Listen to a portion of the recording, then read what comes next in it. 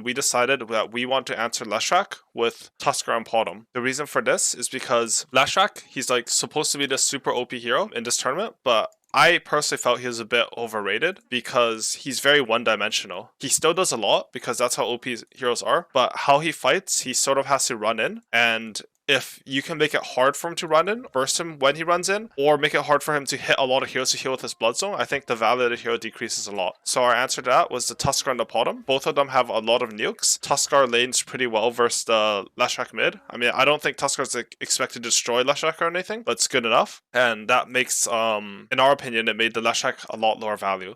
We decided to pick the Tidehunter game. We knew he was going to get like Pipe Wraith Pack. I didn't know he was going to get Mage Slayer. That was just an innovation by Neta because he read the game. It was really smart. And we saw like when all 5 of the heroes went on our Tidehunter at some Roshfin fight, 5 heroes hitting him 5 seconds, Tidehunter's at 80% HP because I feel like their lineup isn't well enough balanced. I think it's really important, especially for first pick, to have a balanced lineup because you're not like you can have an imbalanced lineup from like an outside standpoint, but it's well enough balanced versus your opponent's lineup once you see what they have, if that makes sense. Like you can specialize it to counter your opponent's lineup. It doesn't matter if you're missing things. For example, if you have very little team fight, but the opponent has slightly less team fight than you, you still have the team fight. But if they have really good team fight and you have almost no team fight, it's going to be harder for you to play that game. You have to play it a very specific way. So in my opinion, this Pudge type of pick would have been okay if they were on second pick, they saw our heroes and they decided, oh, we have enough to deal with their lineup. But unfortunately, for them, they were on first pick, and I don't think the Pudge rounded out their lineup nicely enough. So we ended up picking this Tidehunter. He's going to build aura items. I think I said in an interview after, like, oh, he's going to frontline for us. He's going to build good items. He's going to be tanky and give us team fight. And it's like a really oversimplification of the pick. But honestly, for me, the post-draft interviews are super weird because one, I'm not thinking about the draft in a 1-to-1 anymore. I think that's something I like to do more as the game develops. Two, it's super loud because Arena has a lot of crazy fans, which I really like, but it makes it hard for me to think. And I don't know, I'm just not that good at it. So anyways, the game went on with this draft, and I think we were really comfortable with this game. We felt like, so because of how our lineup functioned, it was very easy for us to take whatever fights we chose were good, and that ended up happening. If you can always choose your fights and you have better map presence, it feels like we're always going to be able to build a better network lead, and eventually we'll get the fight that we want and win the game. And this is sort of what happened this game, so we were really confident in this one.